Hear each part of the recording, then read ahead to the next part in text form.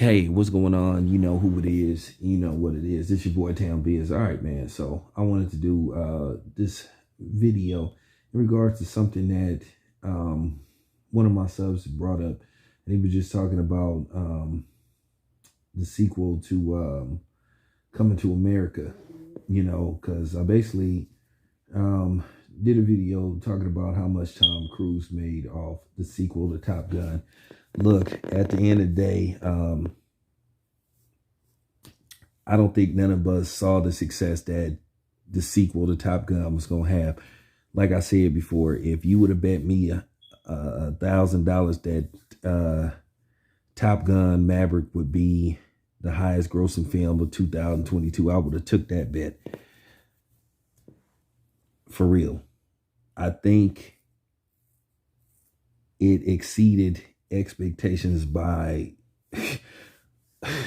mountains. I mean, this movie is going to probably finish in the States alone with a total of $700 million. It's already then grossed $1.3 billion around the world. So, like I said before, nobody saw it coming, but I think Paramount is pleased with the numbers, but I don't even think they saw it. I think they had a trajectory of on $180 million budget. I think they was just hoping to get $250 million out of it. But it did far better than I think what everybody expected. But I understand now, based off the fact when I saw the movie, why Paramount decided not to sell that movie to Amazon, in which they did the long-awaited sequel to Coming to America, another movie that was 30 years in between sequels.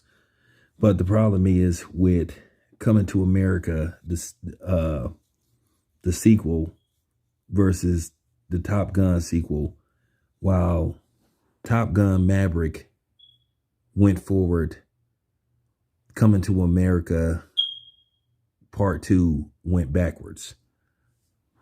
A lot of people were excited when they first found out about the movie, when it went into production and when it was completed. Now, keep in mind, this movie was supposed to come out in 2020, and for obvious reasons, we already know why the movie got pushed back.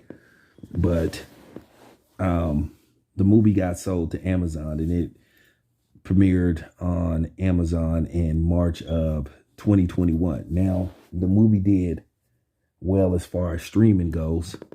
It was, if I'm not mistaken, it was one of the most viewed movies of 2021. But with that being said, you have to wonder what the movie would have did if Paramount would have went on and put the movie out at the box office. I think Paramount, when they was looking at this movie, I think they were like, I think they didn't like the trajectory, the numbers that it was going to do. And I think they said, okay, we'll just part ways with this movie. And look, I'm going to tell you something. I did a video telling you how disappointed I was when I found out that this movie was rated PG-13.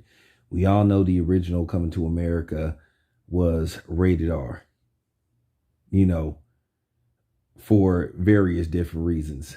But at the end of the day, it still was a classic. And by them watering down the second version and then trying to be politically correct and saying a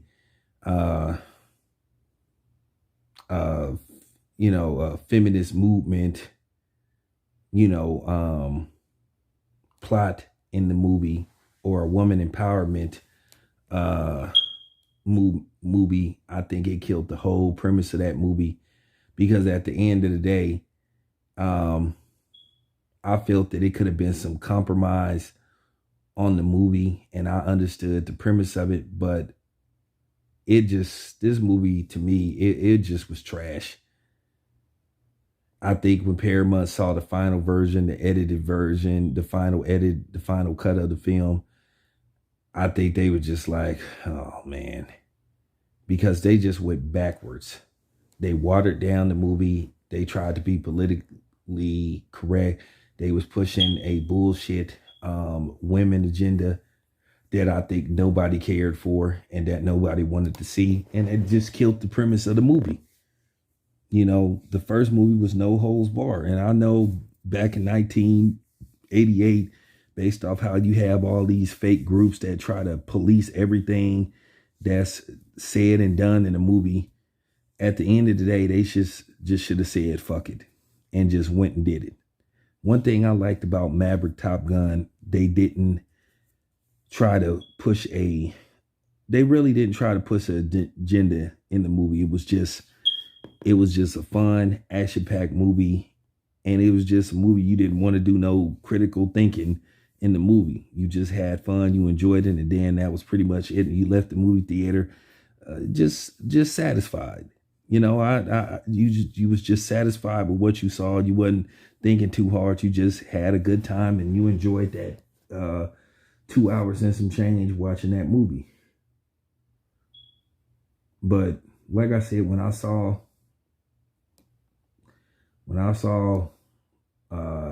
Coming to America, the sequel, I was just shaking my head. I was just like, wow. I didn't think the movie was that funny. I just think that like I said, I just think that they held Eddie Murphy and Arsenio Hall back. And it was just like, to me, that was it was just really disappointing. I just got to tell the truth about it. I think Coming to America 2, I think it would have had a good opening weekend. Just out of curiosity, I think it would have did good numbers opening weekend. And then I just think I think the numbers would have dropped dramatically, you know, week to week. I think they still would have made their money back. But I just think, you know, it wouldn't have did what they wanted it to do. So at the end of the day, I think they thought that it wasn't going to do what they wanted it to do as far as box office numbers went. So I just think they just said, you know what, we'll just sell it. Because like I said before, I was just highly disappointed when I saw that movie. And to think that I waited 30 years for a sequel and then to see what was presented to us. And I'm sorry, like I said, I'm not finna be politically correct on this video that, you know, female, you know what I'm saying, agenda shit, you know, women empowerment agenda shit. It just was nerve wracking. Not that movie.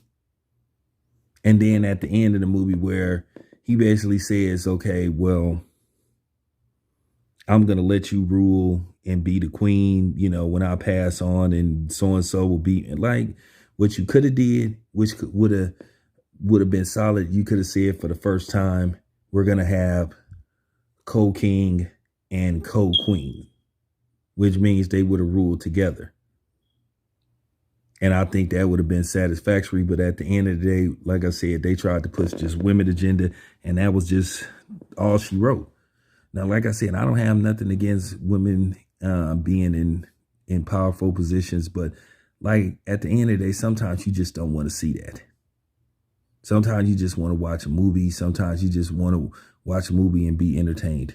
Sometimes you don't want to see a message. There are time and places to put a message in movies, but like I said, to do that with Coming to America, and then Eddie Murphy, to me, should have had more say so, in which Eddie Murphy, at the end of the day, if I'm not mistaken, he served as an executive producer. I feel that Eddie Murphy shouldn't have tried to be politically correct. I mean, he went no holds bar in Dolomite. So why do it for the sequel to Coming to America? But yeah, man, I just have to tell the truth. I just think Coming to America, I just think it would have dropped dramatically week to week at the box office.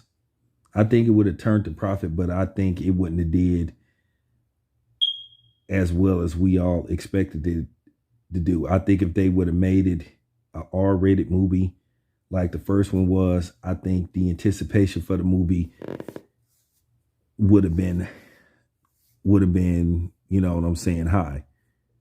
But for the people that saw the first one, and when we found out it was PG-13, we was like, oh man, because you already know a PG-13 movie, you can't say and do certain things. So we knew what was coming. And like I said, I expressed my disappointment. So I just gotta just keep it 100. If you want to know why I think Paramount pulled the plug on the sequel to Coming to America and just sold the movie to Amazon, I think that's why. I think they saw what I saw. And I think for that particular movie, I think they didn't want it. So, that's my honest opinion. It's your boy Town Biz. I'm out.